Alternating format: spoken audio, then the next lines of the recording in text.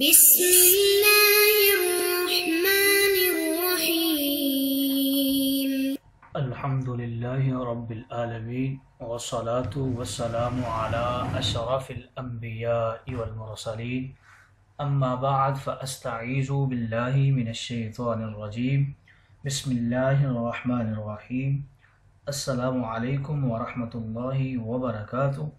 عزیز طلبہ کرام، امید کرتا ہوں احباب خیر سے ہوں گے۔ انشاءاللہ آج ہم تفسیر جلالین کے درس نمبر 329 میں سپارہ نمبر 20 سے سورہ قصص کی منتخب کردہ آیات 7 سے لے کر 9 تک پڑھنے کی سعادت حاصل کریں گے، جن میں کلام باری تعالی و کلام مفسر کا ترجمہ ہوگا۔ کلام مفسر کی تشریح و توضیح کرنے کی سعادت حاصل کریں گے اور ساتھ ساتھ تفسیری و ترکیبی اغراض و فوائد کو ذکر کرنے کی کوشش کریں گے۔ تو آئیے طلبہ کرام بلا تاخیر بڑھتے ہیں اپنے آج کے درس کی طرف۔ بسم اللہ الرحمن الرحیم۔ اور رب تعالی نے ارشاد فرمایا، وَأَوْحَيْنَا إِلَىٰ أُمِّ مُوسَىٰ أَنْ أَرْضِعِيهِ فَإِذَا خِفْتِ عَلَيْهِ فَأَلْقِيهِ فِي الْيَمِّ وَلَا تَخَافِي وَلَا تَحْزَنِي إِنَّا رَادُّوهُ إِلَيْكِ وَجَاعِلُوهُ مِنَ الْمُرْسَلِينَ۔ اور ہم نے موسیٰ کی والدہ کی جانب الہامی طور پر یا منامی طور پر یعنی خواب میں وحی بھیجی، اور موسیٰ ہی وہ ولد مذکور ہے، اور موسیٰ علیہ السلام کی ولادت کا علم سوائے ان کی بہن کے کسی کو نہیں ہوا۔ ان ارضعیہ، کہ اس کو دودھ پلاتی رہو، اور جب تجھے اس کے بارے میں کوئی خوف معلوم ہو تو اس کو دریائے نیل میں ڈال دینا، اور نہ اس کے غرق کا اندیشہ کرنا اور نہ اس کی جدائی کا غم کرنا۔ ہم یقیناً اس کو تیری طرف لوٹانے والے ہیں اور اسے اپنے رسولوں میں سے بنانے والے ہیں۔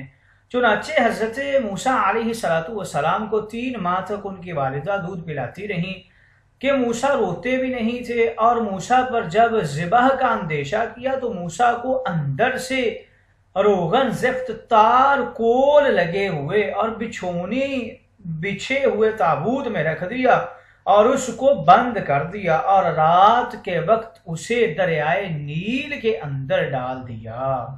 فَالْتَقَطَهُ آلُ فِرْعَوْنَ لِيَكُونَ لَهُمْ عَدُوًّا وَحَزَنًا۔ اسی رات کی صبح تابوت کو اہل فرعون یعنی اس کے خدام نے اٹھا لیا۔ اس کے بعد تابوت کو فرعون کے سامنے رکھ کر کھولا تو موسیٰ کو تابوت سے نکالا، حالانکہ وہ اپنے انگوٹھے سے دودھ پی رہے تھے، اس حال میں کہ حضرت موسیٰ اپنے انگوٹھے سے دودھ پی رہے تھے، تاکہ انجام کار یہی بچہ ان کا دشمن ہو جائے کہ قبطیوں کے مردوں کو قتل کرے اور رنج کا باعث بنے، ان کی عورتوں کو باندھی بنائے۔ اور ایک قرات میں حازنن میں ہا کا ضمہ ہے اور زا کا سکون ہے، یعنی حزنن۔ حزنن یہ 2 لغتیں ہیں، اور مصدر یہاں اسم فاعل کے معنی میں ہے۔ حازنن حازینہ باب سامعہ سے ہے، اور اس کا معنی ہے احزانہ کے معنی میں یہاں پر مستعمل ہے۔ ان فرعون وہامان وجنودہما کانوا خاطئین۔ اس بات میں کوئی شک نہیں کہ فرعون اور اس کا وزیر حامان اور ان دونوں کا لشکر خطا کار تھے۔ خاطئین یہ خطیئہ سے مشتق ہے اور معنی نافرمانی کرنے والے۔ چنانچہ حضرت موسیٰ علیہ السلام ہی کے ہاتھ سے ان کو سزا دلوائی گئی۔ وَقَالَتِ امْرَأَتُ فِرْعَوْنَ قُرَّةُ عَيْنٍ لِّي وَلَكَ لَا تَقْتُلُوهُ عَسَىٰ أَن يَنفَعَنَا أَوْ نَتَّخِذَهُ وَلَدًا وَهُمْ لَا يَشْعُرُونَ۔ فرعون کی بیوی نے کہا، جبکہ فرعون نے اپنے مددگاروں کے ساتھ موسیٰ کے قتل کا ارادہ کر لیا تھا، بولنے لگی، یہ تو میری اور تیری آنکھوں کی ٹھنڈک ہے، اس کو قتل نہ کرو، ممکن ہے کہ یہ ہمیں فائدہ پہنچائے، یا ہم اسے اپنا بیٹا ہی بنا لیں۔ چنانچہ ان لوگوں نے اس کی بات مان لی اور یہ لوگ اس کے ساتھ اپنے انجام کا شعور ہی نہیں رکھتے تھے۔ آئیے طلبہ کرام، ترجمہ کے بعد بڑھتے ہیں آج کے درس کی تشریح و توضیح کی طرف۔ اللہ رب العزت نے ارشاد فرمایا، امام جعفر اپنی سند کے ساتھ روایت کرتے ہیں، ہم نے موسیٰ کی ماں کی طرف وحی کی کہ اس کو دودھ پلاؤ اور جب تم کو اس پر خطرہ ہو تو اس کو دریا میں ڈال دینا۔ قتادہ اس آیت کی تفسیر میں فرماتے ہیں کہ حضرت موسیٰ کی ماں کی طرف وحی کرنے کا معنی یہ ہے کہ اللہ نے یہ بات ان کے دل میں ڈال دی اور یہ وحی نبوت نہیں تھی۔ امام ابن جریر فرماتے ہیں اس میں مفسرین کرام کا اختلاف ہے کہ موسیٰ کی ماں کو کس وقت پہ حکم دیا گیا تھا کہ وہ حضرت موسیٰ کو دریا میں ڈال دیں۔ آیا حضرت موسیٰ کے پیدا ہونے اور ان کو دودھ پلانے کے فوراً بعد، یا حضرت موسیٰ کے پیدا ہونے کے 4 ماہ بعد ان کو دریا میں ڈالنے کا حکم دیا گیا تھا؟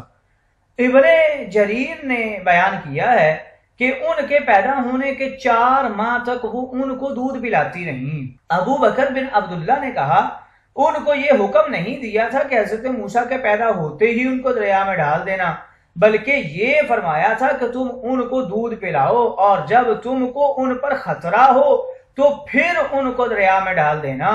ان کی ماں نے ان کو ایک باغ میں رکھا ہوا تھا اور وہ ہر روز وہاں جا کر ان کو دودھ پلاتی تھی۔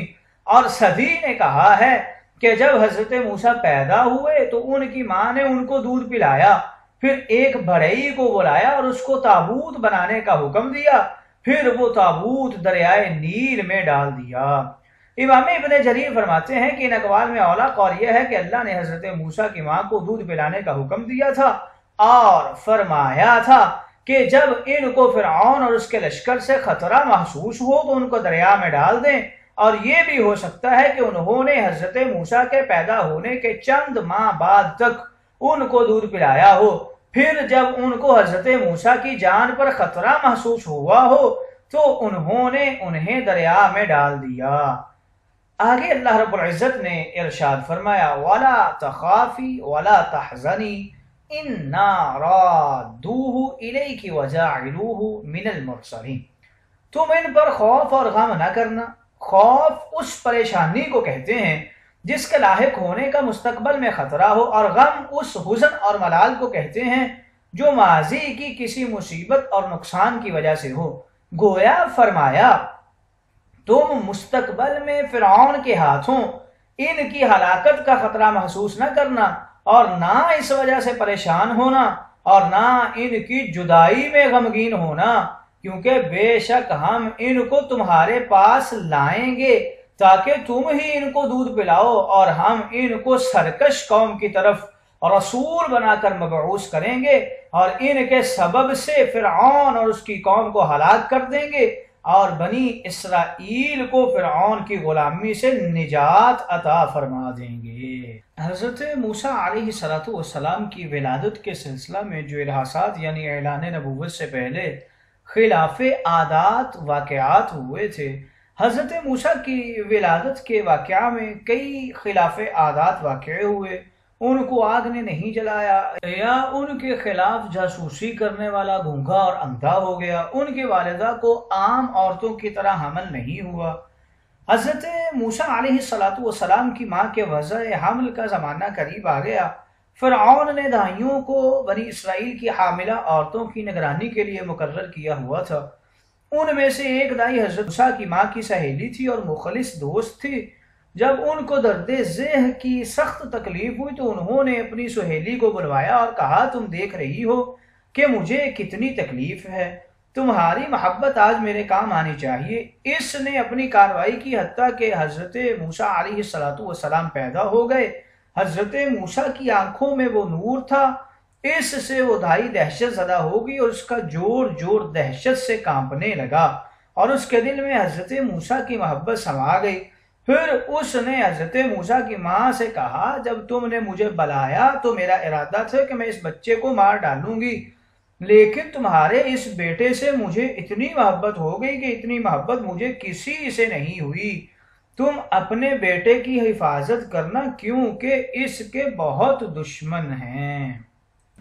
فَالْتَقَطَهُ آلُ فِرْعَوْنَ لِيَكُونَ لَهُمْ عَدُوًّا وَحَزَنًا، فرعون کے گھر والوں نے حضرت موسیٰ کے اس تابوت کو اٹھا لیا تاکہ انجام کار وہ ان کا دشمن اور باعث غم ہو جائے۔ حضرت ابن عباس فرماتے ہیں اس زمانہ میں فرعون کی صرف ایک بیٹی تھی، اس کے علاوہ اس کی کوئی اولاد نہیں تھی، اور فرعون کے نزدیک وہ سب سے زیادہ مکرم تھی، اور فرعون کے پاس ہر روز اس کی 3 فرمائشیں تھیں۔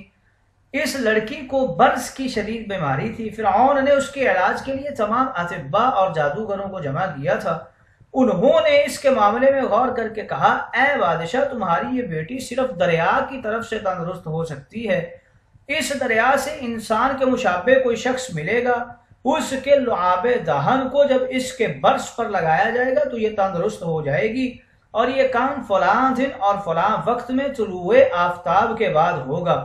جب وہ دن آیا تو وہ پیر کا دن تھا، تو فرعون ایک مجلس میں دریائے نیل کے کنارے بیٹھا تھا، اس کے ساتھ ہی اس کی بیوی آسیہ بنت مزاحم بھی تھی، اور فرعون کی بیٹی بھی اپنی سہیلیوں کے ساتھ آ کر بیٹھ گئی۔ وہ ایک دوسرے کے ساتھ کھیل رہی تھی، ایک دوسرے پر پانی کے چھینٹے مار رہی تھی۔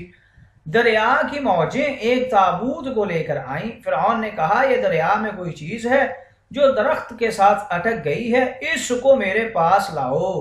لوگ ہر طرف سے کشتیاں لے کر دوڑے، حتیٰ کہ تابوت فرعون کے سامنے لا کر رکھ دیا گیا۔ اس نے بڑی مشکل سے اس تابوت کو کھولا۔ اس میں کمسن بچہ تھا، اس کی آنکھوں کے درمیان نور تھا، اور وہ اپنے انگوٹھے سے دودھ چوس رہا تھا۔ اللہ نے آسیہ اور فرعون کے دل میں اس کی محبت ڈال دی۔ جب اس بچہ کو تابوت سے نکالا تو جہاں اس کا لعاب دہن گرا تھا، فرعون کی بیٹی نے اس کو اٹھا کر اپنے برص کے داغوں پر لگایا تو وہ تندرست ہو گئی۔ اس نے اس بچہ کو چوما اور اپنے سینے سے لگایا۔